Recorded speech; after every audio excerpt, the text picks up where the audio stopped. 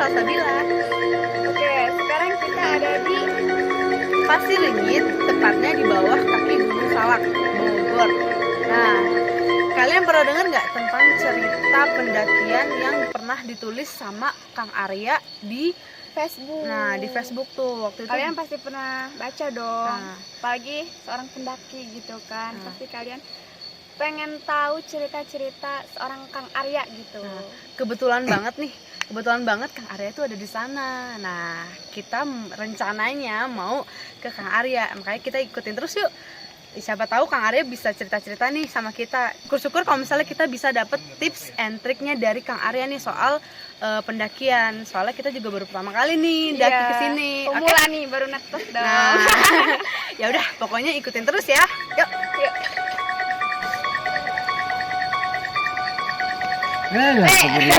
Waalaikumsalam. Ya ampun, biasa lagi ngeran api. Aduh. Boleh kamu nggak? Ayo sok mangga Neng. Dari mana ini pada? Nih kita habis muter-muter, habis buat tenda, habis diriin tenda. Habis itu kan kita mau ngecamp di sini. Oh, Kang mantap. Arya apa kabar? Alhamdulillah sehat walafiat. Kalian gimana? Alhamdulillah Sehat ya. juga. Nah, kebetulan banget kita ketemu di sini ya. Nah, ini lagi ngapain Kang? Iya sama, aku juga lagi santai di sini. Oh, sama teman-teman apa gimana? Betul, sama Oh. teman-teman dari pendiri CC. Oh, cerita pendakian ya? Betul. Ah, iya. oh iya, ngomong-ngomongin cerita pendakian, waktu itu kan kita sempat berdua nih udah pernah baca nih cerita Kang Arya yang di Facebook. Nah, banyak sih ya sebenarnya, tapi yang kita inget nih yang cerita yang mengesankan banget tuh yang cerita ini loh, Yang horor. yang mistis apa sih namanya? Oh ini yang sama Semalam- mayat-mayat itu loh. Oh, semalam suntuk bersama semalam Mayit. suntuk Mayit. itu. Nah itu tuh Oh, soalnya iya. rame banget kan. Nah Hmm. makanya tuh gimana sih Kang, boleh nggak diceritain lagi atau enggak Cerita apa ada cerita-cerita mistis yang lainnya yang seru-seru gitu? Iya. Awal di sini nggak ada masalah. Pokoknya sepanjang perjalanan tuh sampai Kawaratu, seingat saya tuh memang nggak ada masalah. Terus pas perjalanan juga nggak ada apa-apa gitu. Iya, memang sepertinya nggak ada lah. Sepertinya. Nah, sepertinya nggak ada. Soalnya memang lancar-lancar aja ya, oke. lancar kita. Gak ada kendala. Nggak ada kendala apapun sampai kita akhirnya kita lewati area Kawaratu. Kan kita lintas kita naik dari Pasir Ringit, kita turunnya mau di Cimelati sana, jadi kita lintas. Jadi malam itu kita melintasi area Kawaratu, terus kita ngebase di lapangan di sekitar area Cimelati sana. Benar-benar dari bawah tuh ke Kawaratu tuh berapa jam? Itu waktu tempuh karena malam hari itu sekitar 3-4 jam. 3 sampai 4 jam. Iya. Tanpa istirahat tuh langsung aja. Enggak, kita istirahat. Oh, kirain. Kasihan anak orang kan. yang cewek cantik, yang cowok ganteng kan. Nggak ada istirahatnya. Kalian udah pernah ke sana? Belum, kan ini pertama Baru kali. pertama kali. Kita Pertama juga kali. ke sana. Iya, Iya. kita juga Masih ngecamp. di sini ya, Iya, di masih startnya ngecamp dulu. gitu kan. Oh. Jadi belum apa-apa gitu. Iya, makanya saya kasih tahu nih, karena kalian pertama kali Kawaratu itu memang indah, bagus. Tapi di balik indahnya juga ada misteri.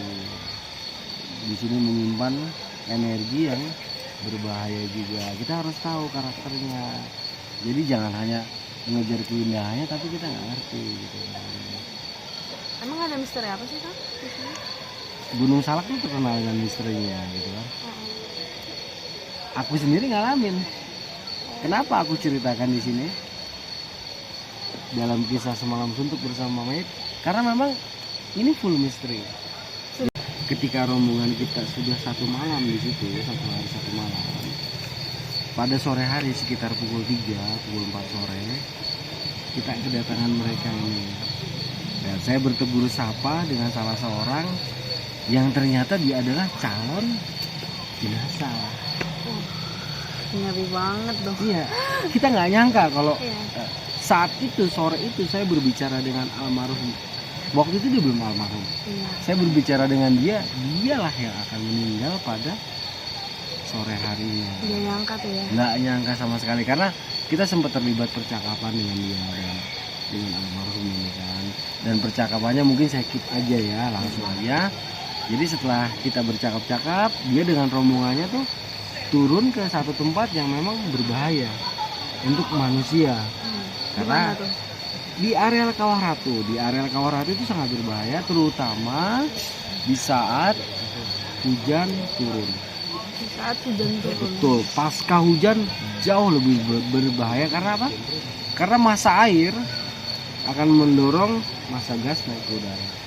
Itulah yang sangat berbahaya. Jadinya beracun gitu. Jadinya gas monoksidanya, gas beracunnya tuh karbon monoksidanya tuh naik ke atas. Dan itu kalau terhirup nggak apa udah terus. Iya. Jadi itu ketika terhirup bisa membuat paru-paru tuh pecah. Nah, korban itu mengalami seperti itu. Jadi setelah dia turun nggak hujan kan? Nah, setengah jam kemudian itu hujan turun. Aku udah deg-degan. Waduh, gimana ya? Karena aku tahu aku kan jadi deg-degan. Aduh, gimana? Kita udah bilangin tapi dia tetap nekat di situ. Ya udahlah, aku diemin aja kan. Aku diemin, hujan selesai, was-was, tapi masih nggak ada apa-apa juga tuh. Sampai menjelang maghrib. Sebelum ada kabar Nah, gitu. betul. Nah, menjelang maghrib ini ada fenomena yang luar biasa. Nah, seumur hidup aku naik gunung nggak pernah ketemu ini. Jadi kabut itu membentuk seperti awan. Kabut itu membentuk seperti awan, tapi dia terbang rendah dengan suara ini. Terus itu aku merinding. Itu fenomena aneh itu terjadi mulai dari menjelang maghrib sampai gelap tiba. Gelap pun masih, awannya tuh masih terang, masih kelihatan. Aku ngerasa ini ada fenomena apa ya? Aneh tuh ya. Itu luar biasa. Aku nggak pernah nemuin itu kecuali di saat kejadian almarhum ini menjelang kejadian almarhum meninggal. Setelah misteri itu hening kita bakar-bakaran lagi, kita nikmatin lagi suasana malam. Normal lagi.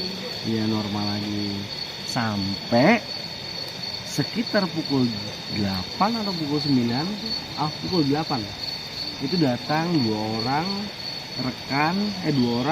dari rombongan yang akan jadi calon jenazah tadi, akan betul yang jadi korban. Mereka minta tolong sama aku, bilang bang tolong bang teman saya pingsan. Terus aku tanya gimana kondisinya, 3 orang wanita buta bang, yang lain masih sehat tapi 1 orang pingsan. Terus bagaimana itu cara penanganannya? Nah, jadi dalam situasi seperti ini kita nggak boleh gegabah. Jangan kita mau nolongin orang, malah kita sendiri yang jadi korban. Nah, jadi ketika kita menghadapi situasi seperti ini, satu, kita berada di areal yang berbahaya untuk diri kita juga. Kita harus covering diri kita dengan satu kain basah untuk menutupi jalan pernapasan kita, agar kita tidak terpapar langsung oleh zat beracun yang ada di sekitar area kejadian, areal kawah. Ketika itu sudah kita lengkapin, kita harus siapkan tim yang bisa bergerak cepat. Antar tim ini harus bisa segera meraih udara segar. Setelah aku dapat kabar dari yang bersangkutan, aku langsung bikin tim.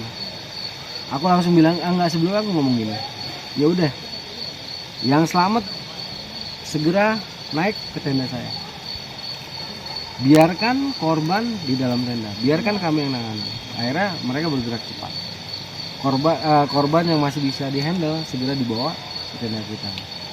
Setelah semua korban yang selamat itu ada di tenda kita, baru aku bentuk 4 tim. Tim satu tuh aku sendiri.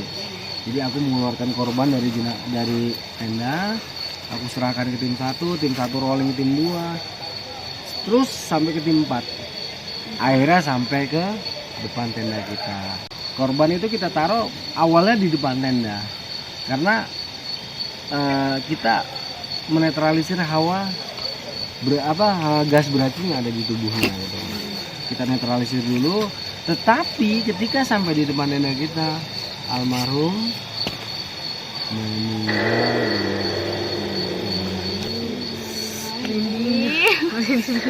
Ini itu di depan mata saya persis. Almarhum tarik nafas,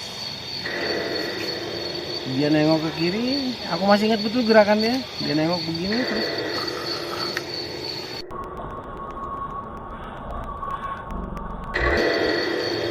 situasi seperti ini segera aku handle dengan aku mengatakan kepada teman-temannya, temen lu nggak apa-apa. Oh, jadi teman-temannya nggak tahu tuh. Nggak tahu kalau korban ini udah nggak ada. Biar gak panik gitu. Betul, biar nggak panik. Jadi ketika ada situasi yang mengharuskan kita berdusta, ya, untuk menjaga keamanan bersama, tapi ya ini jangan sering dilakukan, ini hanya di situasi khusus seperti itu. Situasi yang darurat karena untuk menjaga supaya tidak bertambah korban kan. Nah, jadi terpaksa teman-temannya saya bohongin bahwa almarhum ini masih sehat. Akhirnya kita pindahkan ke dalam tenda. Di dalam tenda itu kita perlakukan seperti orang hidup. Kasih balsam, kita pijitin.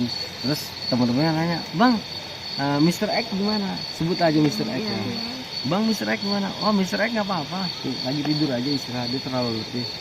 Sudah, teman-temannya kan seneng kan, wah tenang. Yang nangis berhenti nangis, yang wanita yang buta itu sudah mulai bisa melihat walaupun belum bisa sepenuhnya, tapi yang jelas malam itu situasi kondusif.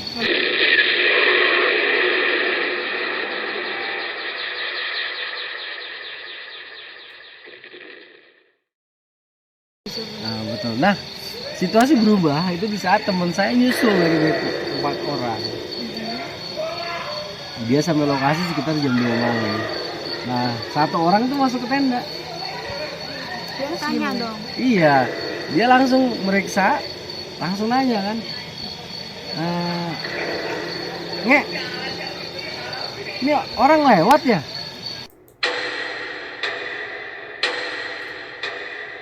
Nah, situasi yang udah bisa kita handle sekian jam hancur sekejap hanya gara-gara ucapan. Betul. Langsung semua bereaksi. Langsung teman-teman korban yang tadinya tenang, yang laki-laki langsung nangis semua, yang perempuan langsung kerasukan. Tiga-tiganya langsung kerasukan. Nah, ini yang saya sendiri benang merahnya nggak dapet. Tapi ketika teman wanitanya mendengar almarhum ini sudah tiada, ketiganya langsung kerasukan. Itu kita obatin pakai baca ayat suci segala macam, itu nggak bisa sembuh juga. Akhirnya sembuhnya itu kita baik-baikin, kita kasih kopi, terus kita bilang sama dia, udah tenang aja, nggak apa-apa kok. Intinya adalah kita nggak apa-apain si teman wanitanya ini yang 3 orang ciuman. Karena khawatir situasi bertambah parah, jenazah ini segera kita bungkus dan kita turunkan malam itu juga. Bisa dibayangin, ya betul kan, bisa dibayangin Malam-malam bawa jenazah tengah malam. Situasinya tuh sebenarnya sangat mencekam. Jadi ketika jenazah itu sudah, karena saya nggak ikut turun ya, karena saya harus menjaga 6 wanita yang ada di tempat itu, saya nggak ikut turun. Jadi ketika jenazah diturunkan, itu 6 orang wanita itu saya taruh di tenda ya, di tempat jenazah itu menghembuskan nafas terakhirnya. Saya berpikir nggak ada apa-apa, ternyata saya salah.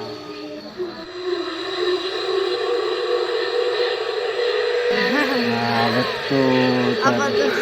Ternyata di dalam tenda itu salah seorang anggota saya kerasukan. 5 orang yang lain itu merasa mencium bau belerang yang tajam dan mencium bau balsem yang memang kita oleskan ke jenazah. Mereka tuh semua seperti orang hamil. Jadi yang 5 betul, mudah-mudahan yang 5 itu kita tarik keluar. Mereka nggak apa-apa, tapi yang 1 orang ini dia tetap nggak sadar. Itu kita apain aja nggak bisa, kita bacain apa aja nggak bisa. Akhirnya firasat, seperti yang kamu tanya tadi, firasat ini pasti ada sesuatu. Terus aku langsung tanya, bro, gue tahu lu mau ngucapin terima kasih, tapi tolong jangan kayak gini caranya. Kasihan anak ini. Tolong kamu pergi dari sini. Nggak lama setelah saya sampaikan, udah meninggal. itu siswa saya, anggota saya itu siuman. Nah, si siswa yang siuman ini dia bercerita, Bang, tadi almarhum Mr. X ada di depan. Tuh, dia berkomunikasi dengan Mr. X. Dia sadar, dalam kondisi sadar ya. Dia sadar, dia bisa ngeliat saya, dia bisa ngeliat yang lain-lain, tapi dia nggak bisa manggil saya gitu. Jadi dia mau manggil saya nggak bisa, dia cuma bisa gitu gitu. Karena almarhum itu sedang berkomunikasi. Jadi almarhum itu pesannya ketika itu gini, Bang, tolong bilangin sama Bang Arya gitu kan, sama Bang Anto, terima kasih banyak udah nolongin saya gitu kan, udah nolongin teman-teman saya. Jadi cuma saya aja yang jadi korban, kira-kira kayak gitu. Nah, si Mia ini si Bunga, sebut namanya Bunga ya. Si Bunga ini bilang, jadi ketika dia berkomunikasi dengan Mr. X ini, semuanya tuh benar-benar membuat dia terkunci gitu. Dia teriak juga nggak bisa. Jadi setelah dia dengar omongan aku, Mr. X dengar omongan aku, Mr. X tuh langsung pamit. Langsung dia bilang dia mau turun ke bawah. Soalnya aku juga ngomong, bro, lu balik ke bawah. Body lu, tubuh lu, gue jamin sampai ke rumah. Jaminan lah. Terus dia menganggukkan kata si Bunga itu kan. Bunga itu siuman. Udah nggak ada apa-apa. Sampai pagi juga nggak ada apa-apa. Pagi itu kita packing, beres-beres, kita turun. Sampai di Java Naspa nggak ada masalah. Sampai stasiun Cicurug nggak ada masalah. Masalah timbul lagi justru di kereta api.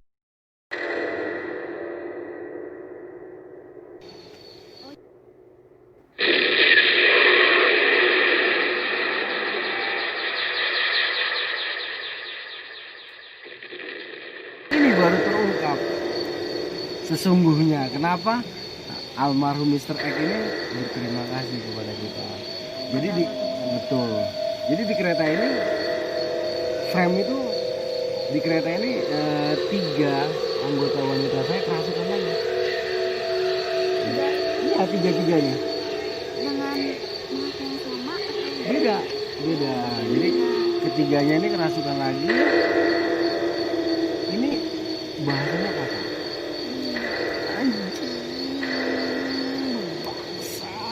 Bangsat, gue nggak terima. Serius. Jadi ini marah-marah nih, ketiga perempuan ini marah-marah. Di kereta itu ngamuk-ngamuk. Jadi di dalam kereta. Di dalam kereta. Ya, Ngamuk. berarti banyak banget yang lihat. Banyak itu pokoknya semua orang dikata-katakan dengan bahasa seperti itu, dengan bahasa kebun binatang. Jadi mereka tuh gua nggak terima pokoknya gua nggak terima. Ada yang rata-rata suaranya wanita. Ya, jadi setelah ini kenapa nggak terima, akhirnya setelah di stasiun di stasiun terdekat kita turunin, terus kita ke rumah penduduk. Nah di rumah penduduk kan ditanganin tuh, karena aku udah nggak sanggup, udah capek. Di rumah penduduk ditanganin, ternyata mereka kerasukan makhluk-makhluk yang ada di sana. Jadi setelah sadar si tiga peserta perempuan ini bilang, Bang, harusnya tuh 7 yang mati, tapi karena abang tolongin cuma 1. Mereka nggak terima, mereka kesel. Harusnya 7 orang, harusnya tuh 7 orang yang mati saat itu juga. Harusnya mereka tuh dapat makanan 7, tapi karena kita tolongin, Bang. Itu dari cerita yang sama dari ketiga wanita ya.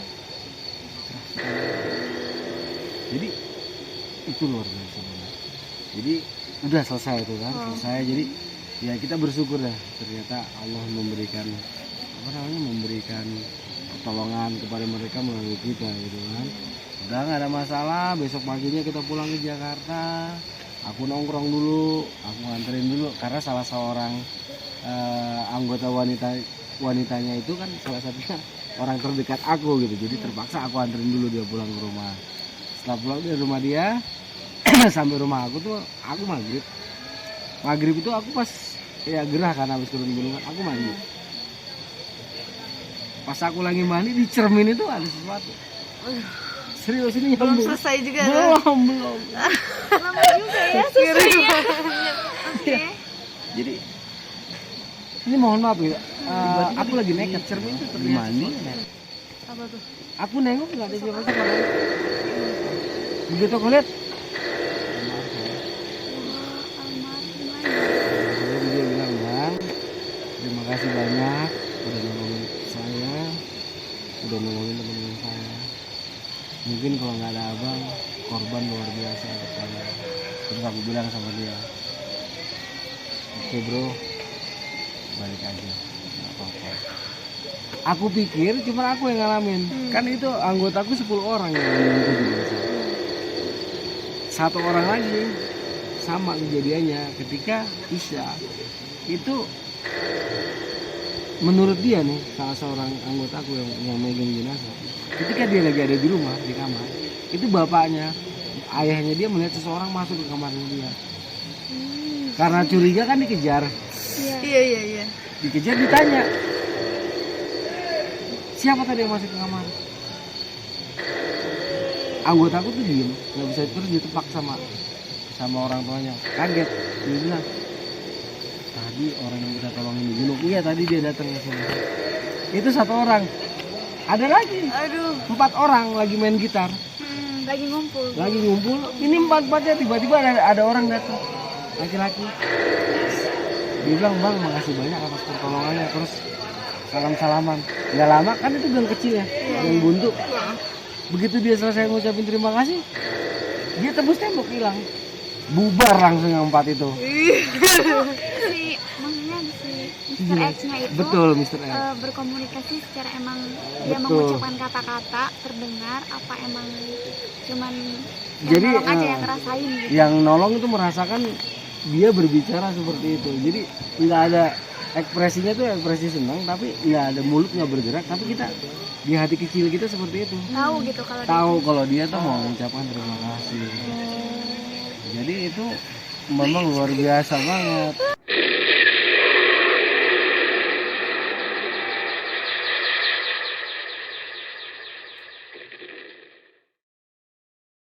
Aduh, menegangkan sekali. Iya, kira-kira gitu. Oke Kang, menarik sekali ceritanya. Kita udah dapet pelajarannya. Dapat iya cerita Ya. pengalamannya. Jadi merindingnya juga dapet. Tuh, jadi sekarang kita mau apa ya? Minta tips gitu. Kalau gimana caranya sih kalau misalnya kayak di tempat kayak gini terus kalau ada yang kerasukan atau ada ya hal-hal yang kayak gitu kan, hal yang mistis gitu. Gimana sih caranya supaya kita nggak Kan panik? tadi nggak bisa dibaca-bacain tuh. Mungkin ada apa gitu yang dipegang gitu atau apa. Jadi ini udah kita baca-bacain nggak bisa juga ya. Kita tenang. Satu, kita coba ini dulu. Satu ini kita coba, kita tenang dulu ya, tarik nafas, tahan, kita selawat. Kita tahan, pas lagi tahan nafas itu kita selawat. Ketika kita hembuskan, kita bertasbih subhanallah, Allahu akbar 3 kali. 3 kali atau terserah berapapun. Yang kedua, tarik nafas lagi, tahan, berselawat. Ya azimu, ya azimu, ya azimu, Allah yang maha agung. Ya. 3 kali tuh Kang. Bebas, Oh, bebas. bebas. Semampunya, pas lagi tahan nafas, ya azimu, tiup. Pas selesai ya azimnya langsung hembuskan ke si korban tersebut.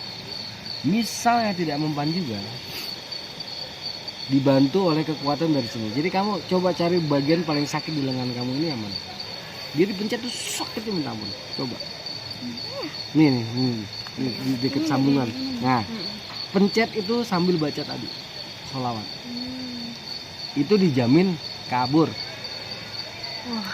Kalau yang apa sih, pencet jempol kaki itu? Nggak usah, nggak apa-apa. Itu hanya untuk ngunci, tapi terkadang dia bisa lari. Oh. Tapi kalau di sini nggak akan bisa lari.